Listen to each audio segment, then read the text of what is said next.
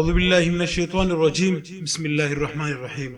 ناظرین گرامی، ایک دو پھر KP اسلامک یوٹیوب چینل پر آپ سب کو خوش آمدید کہتے ہیں۔ ناظرین، آج ایک کامیاب نوجوان کا ایک تعجب خیز واقعہ آپ دوستوں کے ساتھ شیئر فرما رہا ہوں۔ جعفر بن سلیمان کہتے ہیں کہ میں حضرت مالک بن دینار کے ساتھ ایک دفعہ بصرہ میں چل رہا تھا۔ ایک عالیشان محل پر گزر ہوا جس کی تعمیر جاری تھی، اور ایک نوجوان بیٹھا ہوا معماروں کو ہدایت دے رہا تھا کہ یہاں یہ بنے گا، وہاں اس طرح بنے گا۔ مالک بن دینار اس نوجوان کو دیکھ کر فرمانے لگے کہ یہ شخص کیسا حسین نوجوان ہے اور کس چیز میں پنس رہا ہے، اس کو اس تعمیر میں کیسا انہماک ہے۔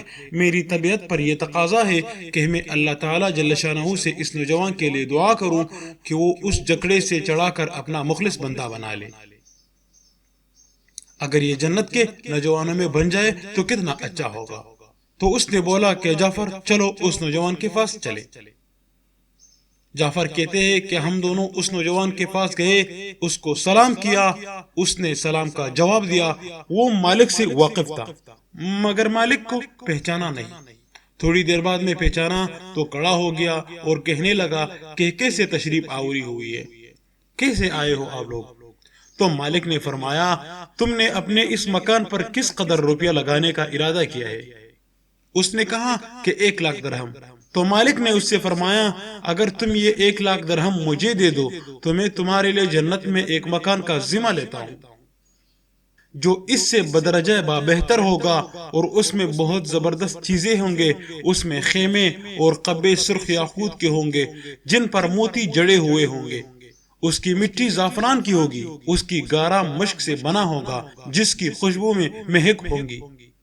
وہ کبھی نہ پرانا ہوگا نہ کبھی ٹوٹے گا۔ اس کو معمار نہیں بنائیں گے بلکہ اللہ تعالیٰ جل جلالہ کے امرکن سے تیار ہوگا۔ اس نوجوان نے کہا مجھے سوچنے کے لیے آج رات کی مہلت دیجیے، کل صبح آپ تشریف لائے تو میں اس کے متعلق اپنی رائے عرض کروں گا۔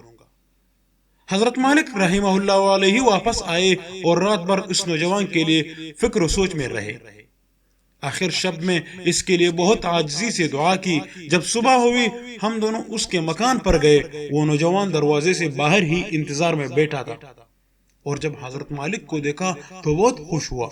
حضرت مالک رحمہ اللہ علیہ نے فرمایا تمہاری کل کی بات میں کیا رائے رہی؟ اس نوجوان نے کہا کہ آپ اس چیز کو پورا کریں گے جس کا کل آپ نے وعدہ فرمایا تھا۔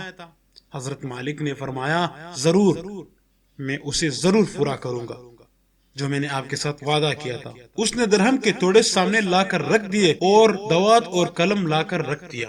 حضرت مالک رحمہ اللہ علیہ نے ایک پرچہ لکھا جس میں بسم اللہ الرحمن الرحیم کے بعد لکھا تھا کہ یہ اقرار نامہ ہے کہ مالک بن دینار نے فلاں شخص سے اس کا ذمہ لیا ہے۔ اس کے محل کے بدلے میں اللہ تعالیٰ کی یہاں اس کو ایک ایسا محل جس کی صفت اوپر بیان کی گئی، جو صفات اس مکان کی اوپر گزریں اس سے بھی کہیں زیادہ عمدہ اور بہتر، جو عمدہ سایہ میں اللہ تعالیٰ شانہ کے قریب ہوگا۔ یہ پرچہ لکھ کر اس کے حوالے کر دیا اور 1,00,000 درہم ہم اس سے لے کر واپس چلے آئے۔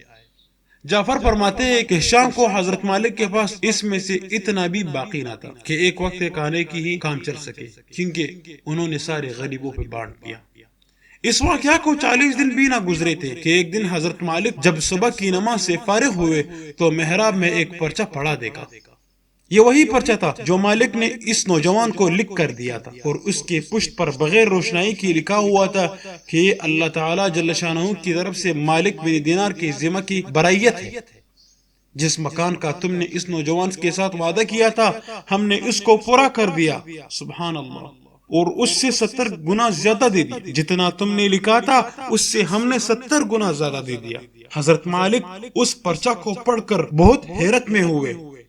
اس کے بعد ہم اس نوجوان کے مکان پر گئے تو وہاں مکان پر سیاہی کا نشان تھا جو سود کے طور پر لگایا ہو، اور دروازے سے رونے کی آوازیں آ رہی تھی۔ ہم نے پوچھا تو معلوم ہوا کہ اس نوجوان کا گزشتہ کل انتقال ہو گیا۔ ہم نے پوچھا کہ اس کا غسل میت کس نے دیا، تو اس کو بلایا جس نے اس کو غسل دیا تھا۔ ہم نے اس سے اس کی نہلانے کی اور دفنانے کی کیفیت پوچھی۔ اس نے کہا کہ اس نوجوان نے مرنے سے پہلے ایک پرچہ دیا تھا اور کہا تھا کہ جب تم مجھے نہلا کر کفن پہنائے تو یہ پرچہ اس میں رکھ دینا۔ میں نے اس کو نہلایا، کفنایا اور وہ پرچہ اس کے کفن اور بدن کے درمیان میں رکھ دیا۔ حضرت مالک نے وہ پرچہ اپنے پاس سے نکال کر اس کو دکھایا۔ وہ کہنے لگا یہ تو وہی پرچہ ہے، مجھے قسم ہے اس ذات کی جس نے اس کو موت دی ہے، یہ پرچہ میں نے خود اس کی کفن کے اندر رکھا تھا۔ یہ منظر دیکھ کر ایک دوسرا نوجوان اٹھا اور کہنے لگا کہ مالک آپ مجھ سے 2 لاکھ درہم لے لیجئے اور مجھے بھی پرچہ لکھ دیجئے تاکہ مجھے بھی جنت میں ایک ایسا گھر مل سکے۔ تو حضرت مالک نے فرمایا کہ وہ بات دور چلی گئی، اب نہیں ہو سکتا، اللہ تعالیٰ جل شانہ جو چاہتا ہے وہ کرتا ہے۔ اس کے بعد جب بھی مالک رحمہ اللہ علیہ اس نوجوان کا ذکر کرتے تو وہ رونے لگتے اور اس کے لیے دعا کرتے۔ تو ناظرین، بے شک دنیا کی عمارتوں میں کچھ نہیں رکھا، یہ سب فنا ہونے والی ہے۔ عقل مندی یہ ہے کہ انسان اپنے لیے عمارت اس جگہ جنت میں بنائے جہاں تعمیر ہمیشہ رہے گا۔ ناظرین، تو اللہ پاک کرے کہ اس واقعہ سے ہمیں بھی سبق حاصل کی۔ وآخر دعوانا ان الحمدللہ رب العالمین۔